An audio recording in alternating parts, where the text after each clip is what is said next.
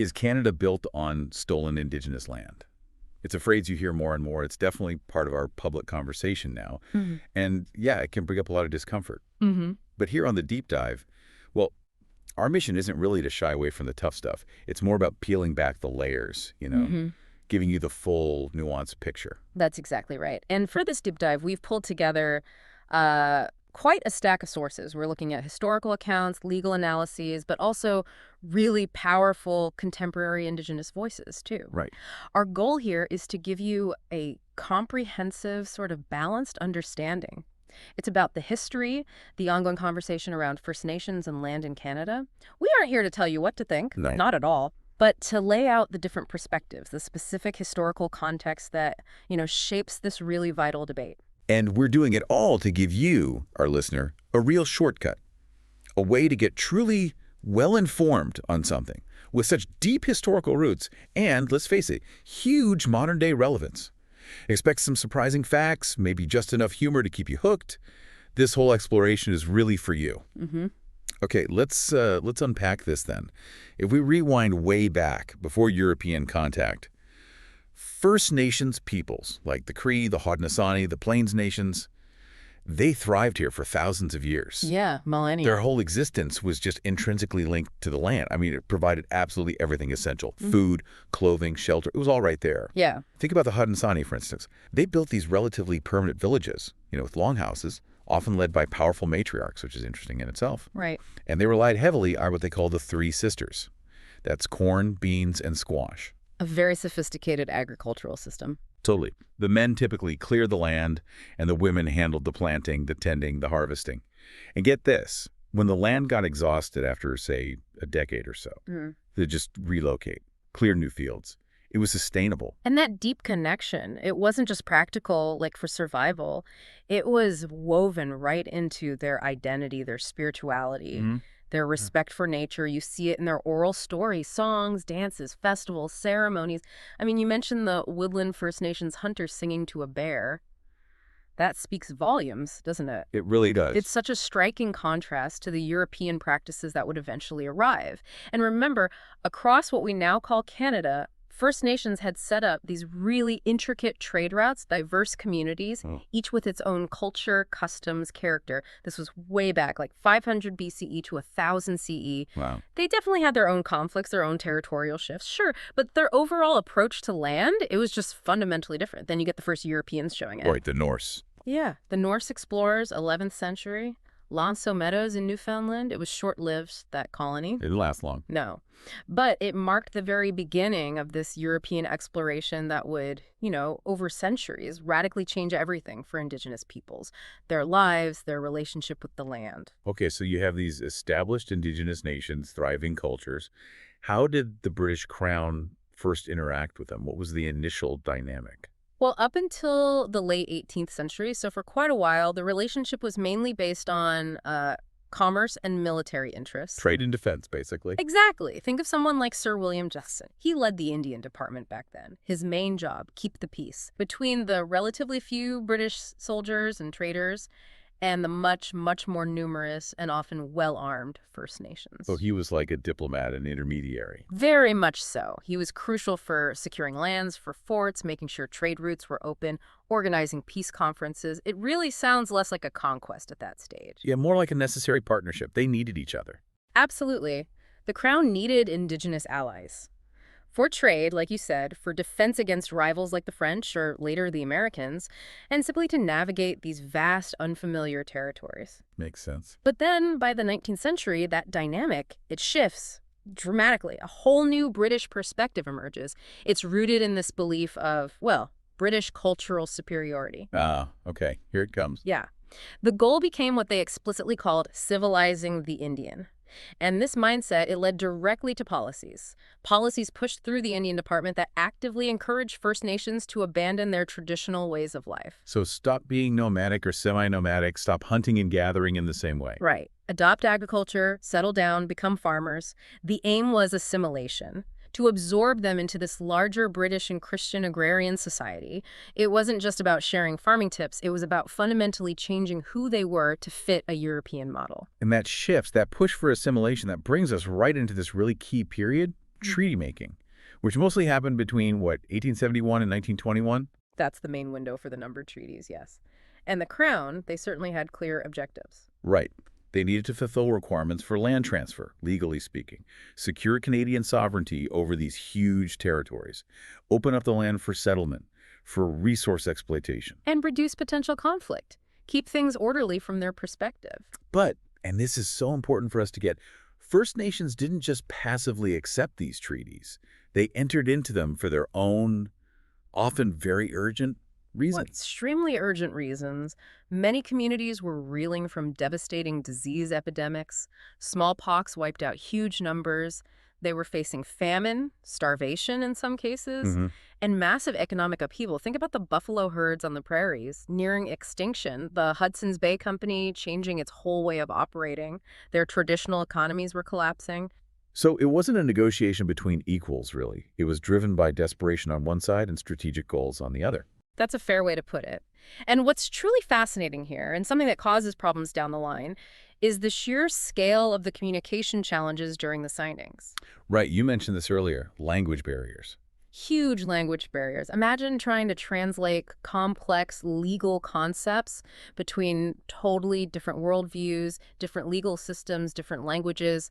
Many First Nations signatories couldn't read English at all. They relied entirely on interpreters. And interpreters can only do so much, especially with abstract ideas. Exactly. And beyond just words, some core Indigenous concepts, like the idea of land. Was it something you owned individually forever that you could sell, or was it something held collectively to be stewarded, shared? These ideas often just didn't translate properly into English legal terms used in the treaties. So the written document might say one thing, but the understanding could be totally different. Precisely. And crucially, First Nations often considered the verbal promises, the discussions around the treaty signing, to be just as binding, if not more so, than the written text. But those verbal agreements, often not included in the final written documents. So right from the start, you have these foundational misunderstandings, conflicting expectations baked into the process. It really set the stage for future disputes, arguments about what was really agreed to. Wow. So it wasn't just like a simple translation error here or there. It was a fundamental clash of understanding about what an agreement even was and what relationship to the land meant. That's a great way to summarize it. And those communication gaps, those different understandings, they didn't just stay on paper. They helped pave the way for some truly brutal actions, didn't they? They did. The expansion pushed forward, often ignoring or reinterpreting those agreements. And the impact was direct, brutal. I mean, you look at quotes like the one from U.S. Generals William T. Sherman and Philip Sheridan about the buffalo. Kill every buffalo you can. Every buffalo dead is an Indian gone. That's just chilling. It is. And that wasn't just rhetoric. Between roughly 1875 and 1885, European settlers, hunters, they participated in hunting the North American bison almost to extinction. Destroying the foundation of Plains Indigenous life. Absolutely. It was a deliberate strategy in many ways to undermine their self-sufficiency, their way of life, and the consequences were devastating. Yeah. Living conditions for Indigenous people, especially on the prairies, just plummeted. And then you have government policies compounding it. Lieutenant Governor Edgar Dewdney, for example, trying to cut government costs by cutting rations to Indigenous people. Between 1880 and 1885, this wasn't just, tightening the belt. It directly led to the starvation of approximately 3,000 Indigenous people in the Northwest Territories. The 3,000 people Yeah. starved due to policy decisions. Yes. It's calculated cruelty, really, and it leaves these incredibly deep scars. And it's this history, this dispossession, these broken promises that brings us directly to a really critical modern concept. Unceded territories. Okay, right. Unceded territories. Let's dive into that because it's something you hear a lot about, especially in certain parts of Canada. Like Vancouver. Exactly. The city of Vancouver is a prime example. They make land acknowledgements stating the city is on the unceded traditional territories of the Musqueam, Squamish, and Tsleil-Waututh nations. So what does unceded actually mean in this context? It means the land was never formally given up. It wasn't ceded, surrendered, or sold to the crown through a treaty or through conquest. So no paperwork, essentially. No agreement recognized by both sides. In essence, yes. The acknowledgement points to the historical reality of dispossession, that the land was taken and occupied without formal agreement, and recognizes the inherent rights that these nations, The Musqueam, Squamish, and Tsleil-Waututh still hold to their ancestral territories. And this is different from other parts of Canada. Significantly different in many cases. A lot of Canada is covered by those numbered treaties we discussed, or earlier ones. But British Columbia is unique because the vast majority of the province is actually unceded land. Why? Why didn't they sign treaties there like elsewhere? Well, it's complex. In many areas, as we touched on, land access was gained through, let's call them agreements, like the treaties, however flawed they were, sometimes referred to, maybe cynically, as the shiny beads and treaties approach. Right. But in BC, after the colonial government took over administration from the Hudson's Bay Company, they largely just didn't pursue treaty making in the same way. Governor James Douglas made some early, smaller treaties on Vancouver Island, but after that, the policy shifted. They essentially acted as if the land was already Crown land, open for settlement, without extinguishing Aboriginal title through treaties. So they just skipped that step. Pretty much. They just proceeded with settlement and development, leaving the vast majority of the province's land legally unceded. This has created this incredibly complex legal and historical situation that persists today. It's the basis for many modern land claims and negotiations in BC. And this history isn't just about legal documents or lack thereof. It led to real conflict, real historical clashes. Absolutely. Think about 1869. Canada takes over Rupert's Land, this vast northwest region, from the Hudson's Bay Company. Huge territory. Massive. But they didn't consult the 12,000 Métis people living in the Red River settlement, whose lives and land were directly affected. Not great. No.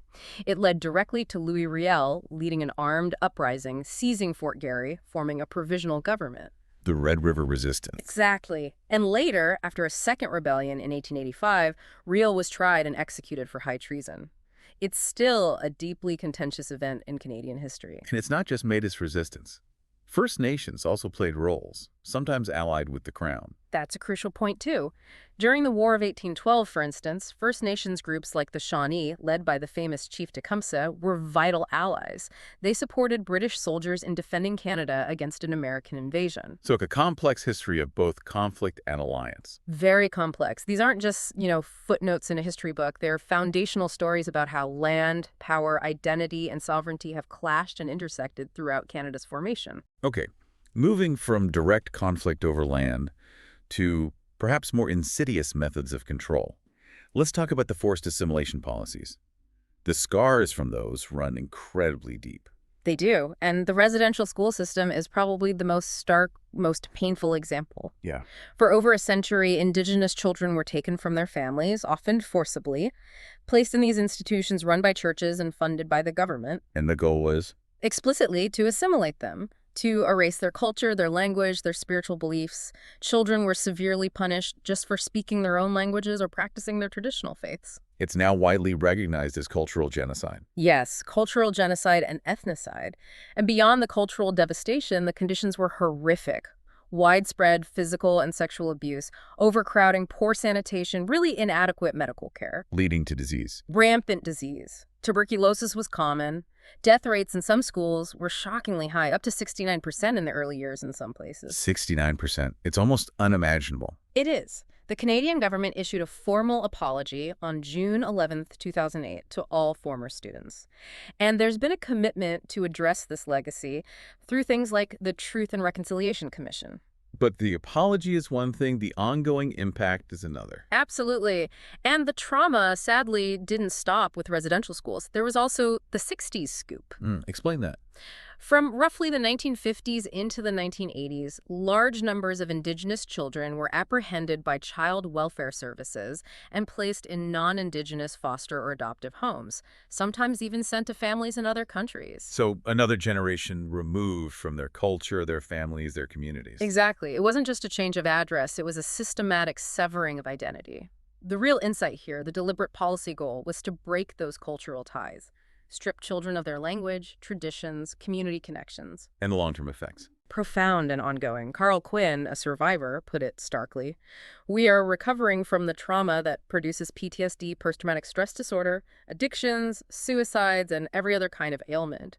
Generations are still grappling with that loss, that void of belonging. And these historical traumas, these policies, we see their echoes today in very real, measurable ways, like health disparities. Absolutely. The health outcomes are significantly worse for Indigenous populations in many areas. Take diabetes, for example. The prevalence is much higher, like 17.2% for First Nations people living on reserve, compared to 5.0% for non-Aboriginal Canadians. And diagnosed younger, too, right? Generally, yes, which leads to more complications earlier in life. And then there's the issue of basic necessities like clean drinking water. Still, in 2024. Still, in 2006, there were 76 First Nations communities under boil water advisories. The Szechuan First Nation crisis back in 2005 is a really stark example E. coli found in the water supply.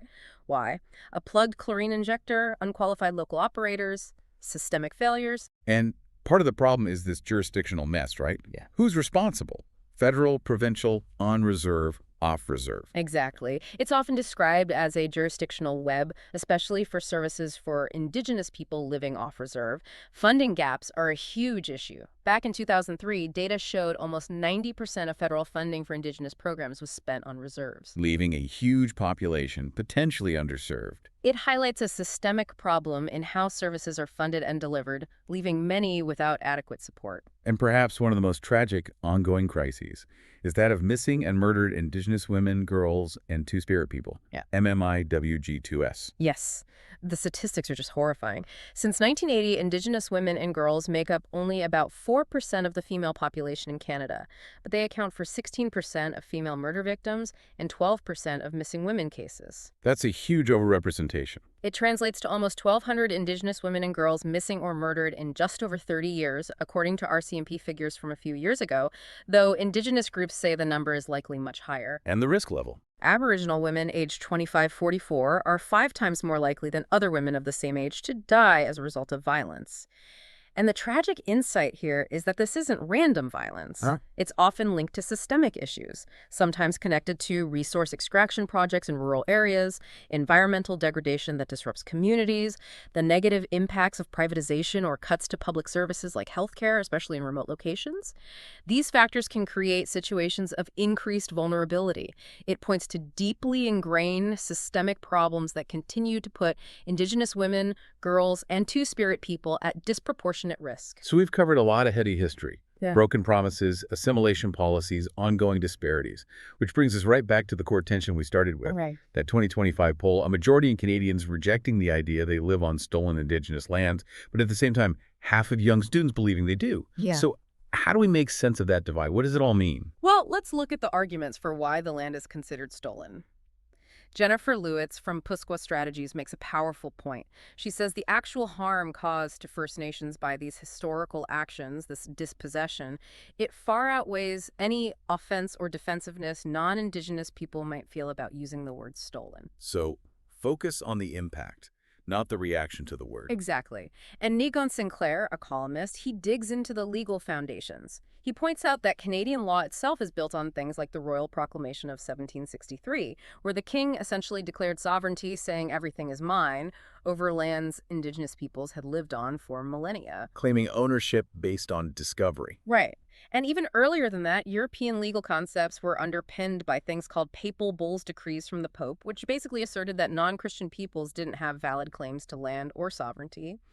This effectively gave European powers a religious and legal justification, in their eyes, to colonize and take land. A justification for dispossession. Precisely.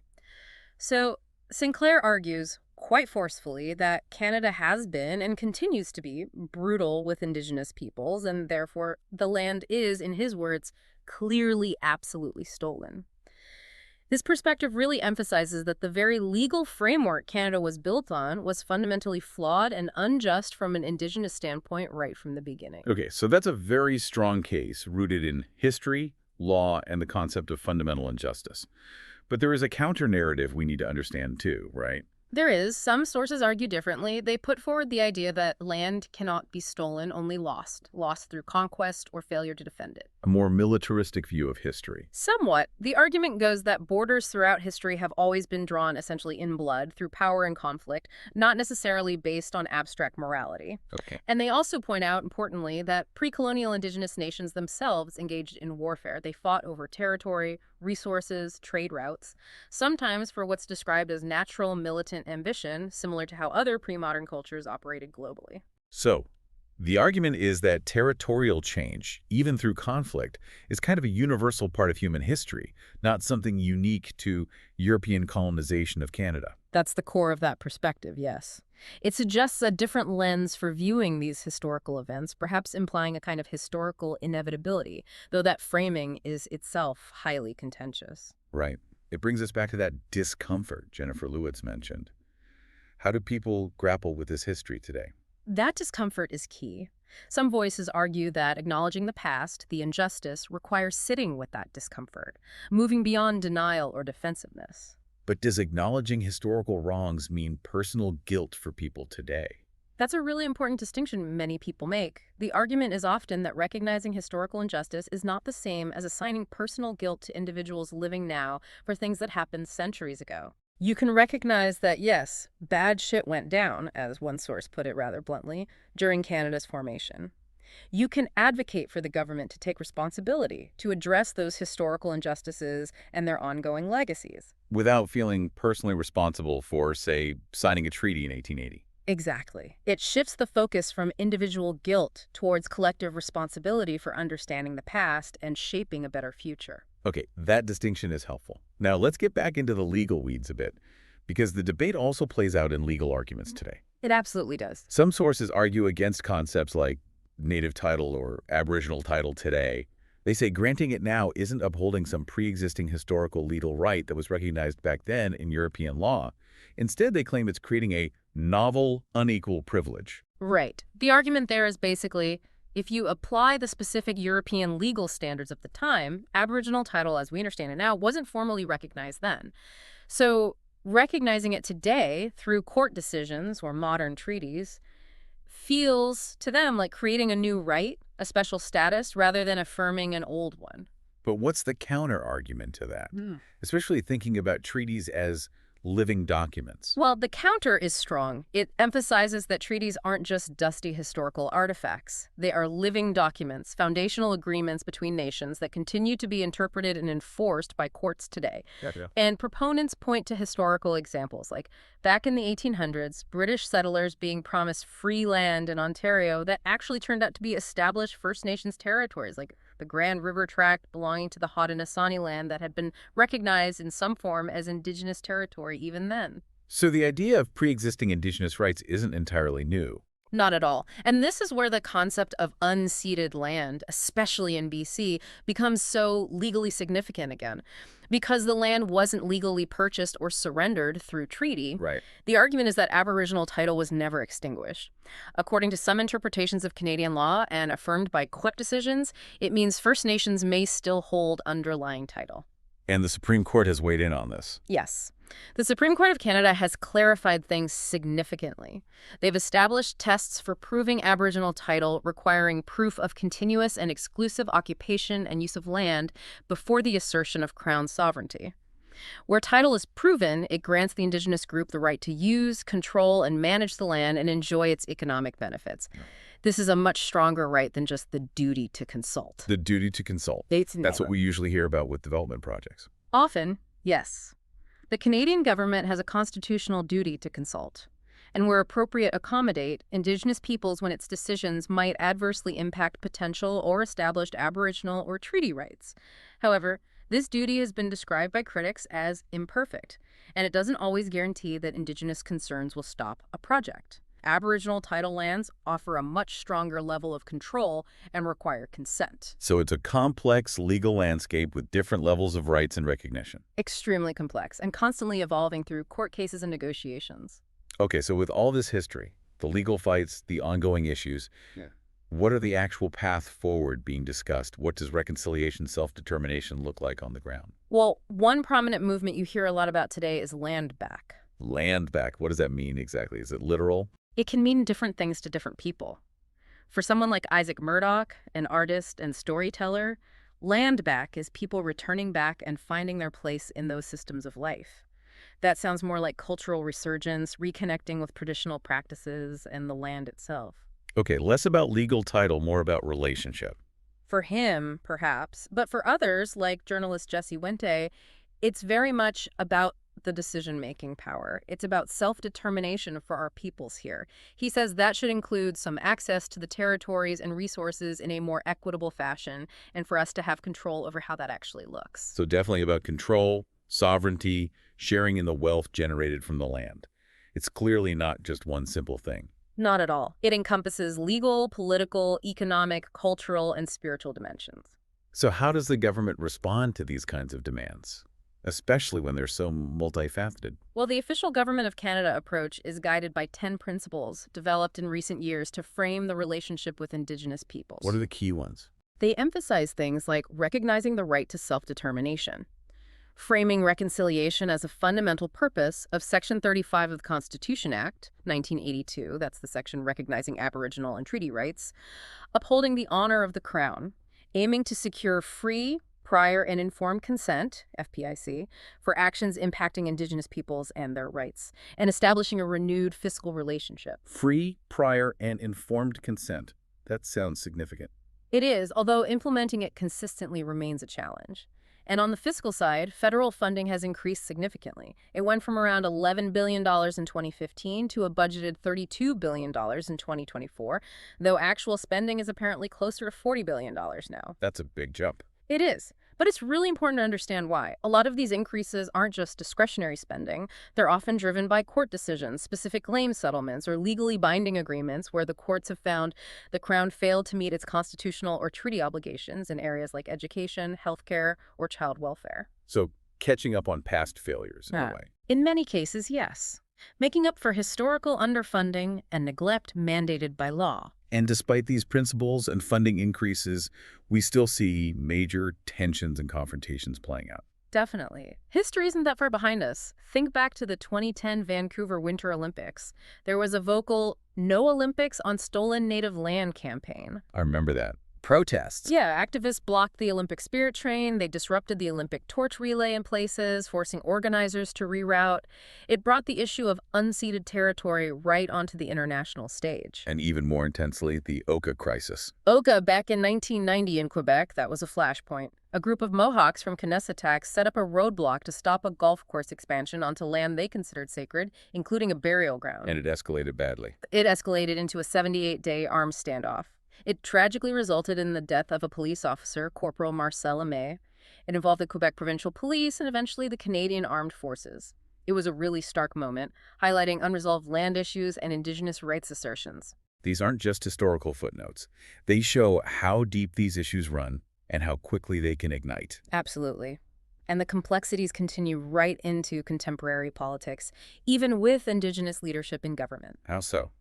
Take Manitoba Premier Wab Kinew. He's a First Nations person leading the province. Recently, he's floated the idea of potentially supporting a pipeline project to Hudson's Bay. Which is controversial. It sparks a lot of debate. Given his own past as an activist, often opposing major resource projects, and his party's traditional stance, it raises fascinating questions.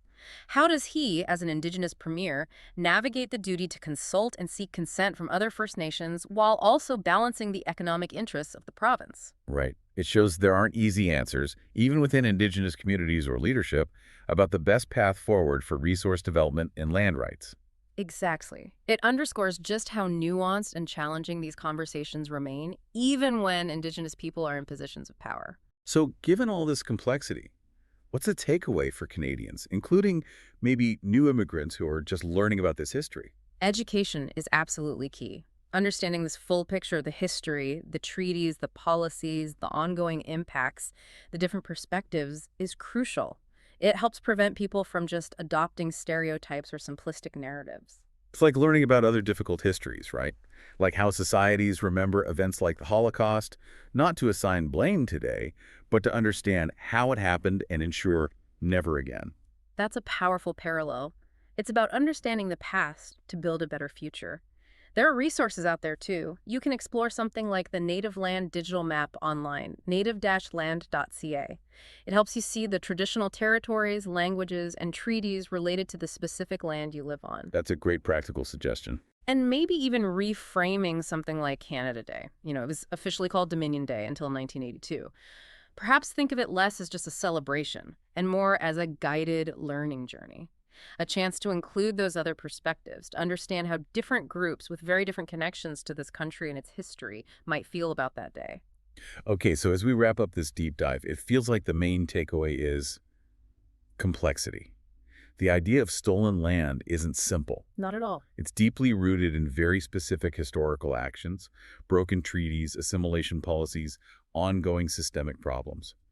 But it's also a term that carries different meanings, evokes strong emotions, discomfort even, and requires really careful consideration and an open mind. That's right. Understanding this whole tangled history from all these different angles we've discussed, it isn't just like an academic exercise. It feels absolutely crucial if we're going to move forward as a society and genuinely work toward something that looks like reconciliation. Indeed.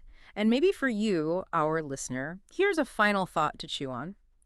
We've talked about the depth of First Nations' connection to the land for survival, identity, spirituality for millennia. And we've talked about these different European-based ideas of ownership versus maybe more Indigenous concepts of collective stewardship. Right. Those fundamental differences. So considering that deep history and those fundamentally different ways of understanding land itself, what does reconciliation truly look like? How do you reconcile when the very foundation, the relationship to land, has been understood so differently? And how might our collective future as a country made up of Indigenous peoples here since time immemorial and settlers and immigrants who arrive later be shaped if we fully embrace all these truths? The conflicting ones, the uncomfortable ones, about our past and our ongoing relationship with the land we all share. Maybe take a moment sometime to reflect on your own connection to the land you live on. What stories does it hold?